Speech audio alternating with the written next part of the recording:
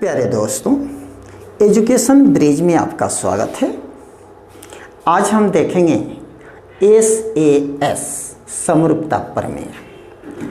SAS समरूपता प्रमेय का कथन कहता है कि यदि एक त्रिभुज की दो भुजाएं दूसरे त्रिभुज की दो भुजाओं के समानुपाती हों तथा उनके अंतर्गत कोण बराबर हों तो दोनों त्रिभुज समरूप होते हैं। It means that if two sides of a triangle are proportional to two sides of another triangle and the included angles are equal, then the triangles are similar।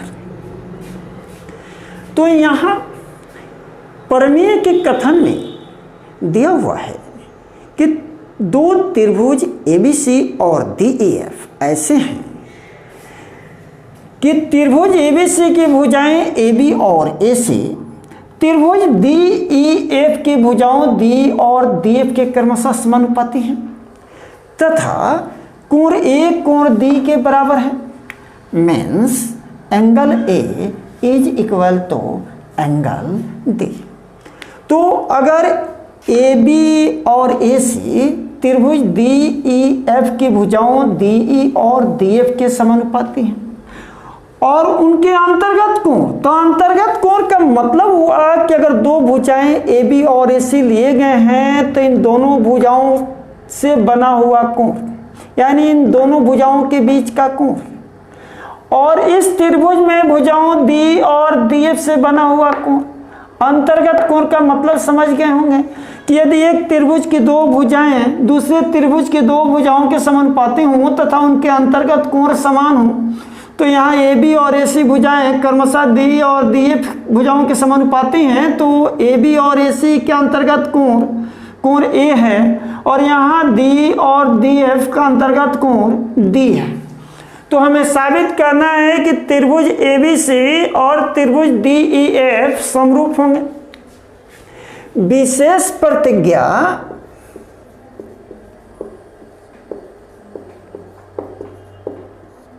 माना कि त्रिभुज ABC और त्रिभुज DEF में AB by DE is equal to AC by DF तथा कोण A बराबर कोण D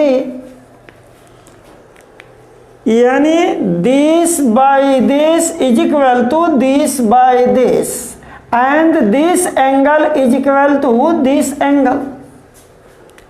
साबित करना है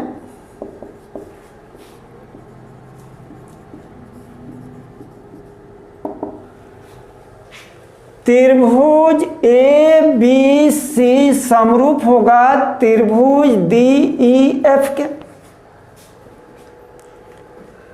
रचना यदि AB स्मॉलर देन DA, मान लेते हैं कि AB DE के smaller than AB smaller than DE है, तो यदि AB स्मॉलर देन DE तो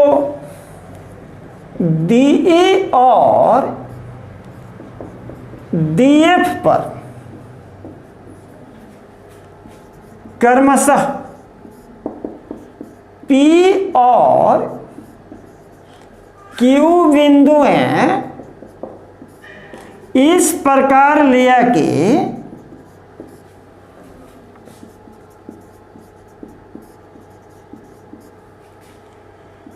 AB बराबर DP, AB बराबर DP, AC बराबर DQ तथा पी क्यू को मिलाया।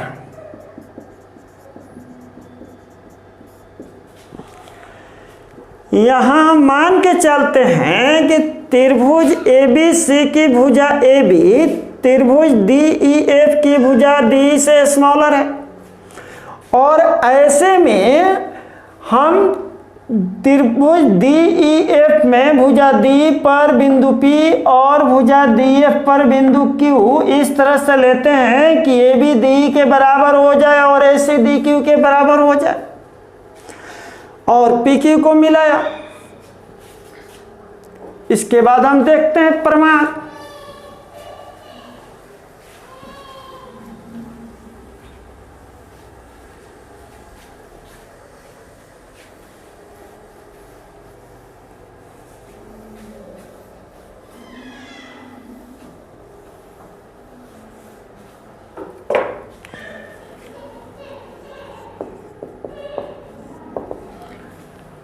दिया हुआ है A B by D E is equal to A C by D F. दिया हुआ है थ्योरम में कि A B by D E बराबर A C by D F given दिया है, मीन्स ज्ञात है। This implies that D P by D E is equal to dq by df. It is so because AB is equal to dp and AC is equal to dq। रचना से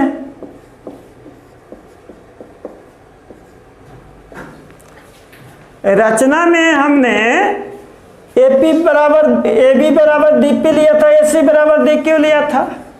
it means that A B by D E में be written as D P by D E and A C by D F में be written as D Q by D F. यानी A B के स्थान पर हमने D P को substitute किया और ए सी के बदले डी क्यू को सब्स्टिट्यूट किया। अब हम इसका रेसिप्रोकल लेते हैं, यानी व्युत्क्रम। तो d by D P is equal to D F by D Q. अब हम दोनों तरफ से एक माइनस करते हैं। d by D P minus 1 is equal to D F by D Q minus 1। ऐसा इसलिए कि अगर दोनों तरफ से समान राशि सब्ट्रैक्ट किया जाए तो साइन ऑफ इक्वलिटी पर, यानी समीका के चिन्ह पर कोई प्रभाव नहीं पड़ेगा। यहां एलसीएम हो जाएगा डीपी। डीपी में इस डीपी में डीपी से डिवाइड करेंगे, एक आएगा, एक से मल्टीप्लाई करेंगे डी हो जाएगा माइनस। यहाँ हर में एक है तो एक से डिवाइड करेंगे डीपी को तो डीपी आएगा, फिर इसमें मल्टीप्लाई कर देंगे तो डीपी हो जाएगा। सिमिलरली यहाँ एलसीएम डी क्यू होगा, यहाँ डी एफ मिलेगा और यहाँ पर डी क्यू मिलेगा। This implies that D minus D P D E minus D P means this minus this is equal to this. तो ये हो जाएगा आपको PE divided by D P and D F minus D Q this minus this is equal to this. यानी कि आपको D F minus D Q हो जाएगा Q F divided by D Q. फिर इसका हम रेसिप्रोकल लेते हैं, ये हो जाएगा D P by P E is equal to D Q by Q F. D P by P E is equal to D Q by Q F. तो आप अच्छी तरह से थेल्स प्रमेय और थेल्स प्रमेय का विलोम जान चुके हैं। This by this is equal to this by this means रेखा पी क्यू त्रिभुज डी ई एफ की भुजाओं डी और डी एफ को समान अनुपात में विभाजित कर रही है। तब तो थेल्स प्रमेय के विलोम से पी क्यू समानांतर ई एफ होगा, क्योंकि किसी त्रिभुज में दो भुजाओं को समान अनुपात में विभाजित करने वाली रेखा तीसरी भुजा के समानांतर होती है। और यहाँ आपने दिखला दिया कि PQ जो है D और DF को समान अनुपात में विभाजित कर रहा है, means this by this equal to this by this. So PQ parallel होगा AF के थेल्स प्रमेय के विलोम से, थेल्स प्रमेय के विलोम से।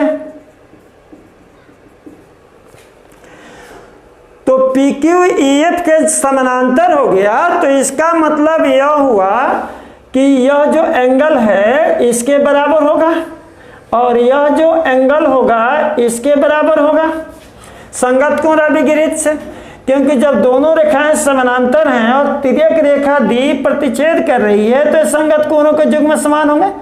उसी तरह से ये संगत कोण भी समान होंगे,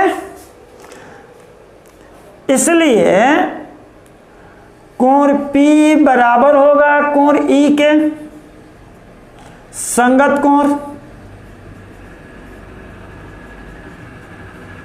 इसको हम इक्वेशन नंबर 1 मानते हैं तथा कोण Q बराबर कोण F हो जाएगा, यानी दिस इक्वल टू दिस संगत कोण। इसको हम इक्वेशन नंबर 2 मानते हैं।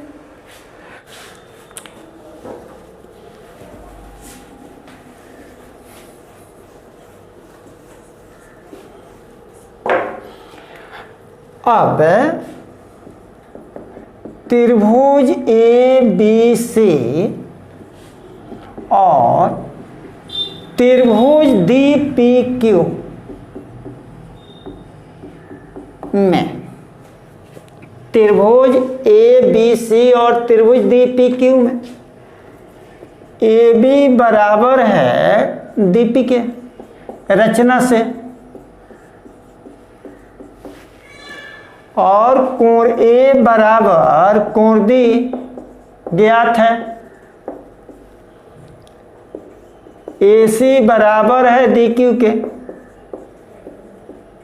रचना से। इसलिए त्रिभुज ABC सर्वागसम होगा त्रिभुज DPQ के SAS सर्वागसमता कसौटी से, यानी this is equal to this by construction and this is equal to this by construction and this angle is equal to this angle, means side angle side, side angle side से दोनों त्रिभुज सर्वागसम होंगे। और जब दोनों त्रिभुज सर्वागसम होंगे तो निश्चित रूप से इसके संगत भाग समान होंगे, इसलिए कोण B बराबर हो जाएगा कोण P के। सिंपलिसिटी, इसको इक्वेशन नंबर 3 मानते हैं तथा कोण C बराबर कोण Q सिंपलिसिटी इक्वेशन नंबर 4 मानते हैं।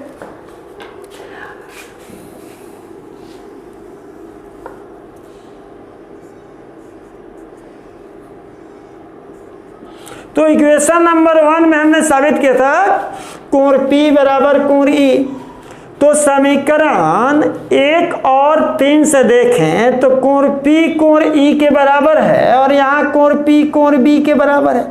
इसका मतलब हुआ कि कोण B कोण E के बराबर हो जाएगा। समीकरण 1 और समीकरण 3 से कोण B बराबर कोण E के हो जाएगा तथा समीकरण 2 और 4 से। तो समीकरण 2 कह रहा है कि कोण Q कोण F के बराबर है और 4 कह रहा है Q C के बराबर है। मीन्स कोण सी बराबर कोण एफ हो जाएगा, कोण सी बराबर कोण एफ।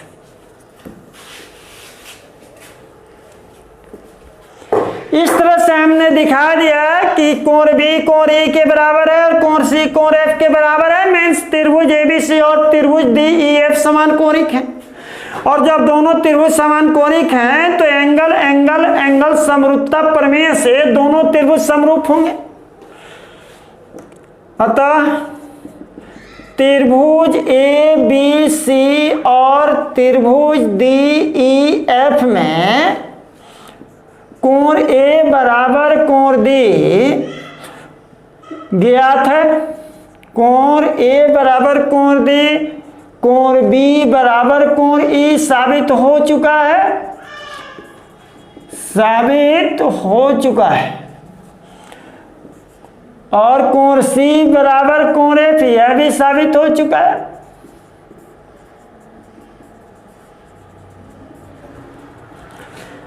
इसलिए त्रिभुज ए बी सी समरूप होगा त्रिभुज डी ई एफ के, Q E D. Q E D का मतलब होता है क्वाड इरेट डेमोन्स्ट्रेंडम। क्वाड इरेट डेमोन्स्ट्रेंडम का अर्थ होता है कि प्रमेय का कथन सिद्ध हो चुका है। मतलब जो प्रमेय का कथन था, जिस कथन को हमें साबित करना था, वह साबित हो गया। तो जब गणितीय प्रूफ समाप्त हो तो उसके अंत में क्यू ई डी लिख दिया जाता है। जैसा कि हम यहाँ लिख देते हैं यही साबित करना था, या लिख देते हैं साध्य उत्पन्न, यानी चाहे लिख देते हैं प्रमेय सिद्ध हो गया, या लिख कर छोड़ देते हैं प्रमाणित। तो उसी तरह से यहाँ हमने लिख दिया क्यू ई डी। तो याद रखेंगे कि जब गणितीय कथन प्रमाणित हो जाता है तो उसके अंत में क्यू ई डी लिख दिया जाता है, जिसका अर्थ होता है क्वाड इरेट डेमोन्स्ट्रेंडम। तो उम्मीद है कि यह थ्योरम आप समझ गए होंगे। हाँ, एक बात का ख्याल जरूर रखेंगे कि एग्जामिनेशन हॉल में आप इसको कुछ छोटा करके लिख सकते हैं, मीन्स कुछ स्टेप को गायब कर सकते हैं, लेकिन जब आपको समझाने का प्रॉब्लम हो ऐसी परिस्थिति में तो स्टेप हम कम कर नहीं सकते। हाँ, आप अपने स्तर से इस स्टेप को कम कर सकते हैं और कम से कम समय में आप इस प्रमेय का प्रूफ दे सकते हैं। उम्मीद है आप हमारी भावनाओं को समझ गए होंगे, और फिर मिलेंगे अगले क्लास में। तब तक के लिए अनुमति चाहेंगे। जय हिंद।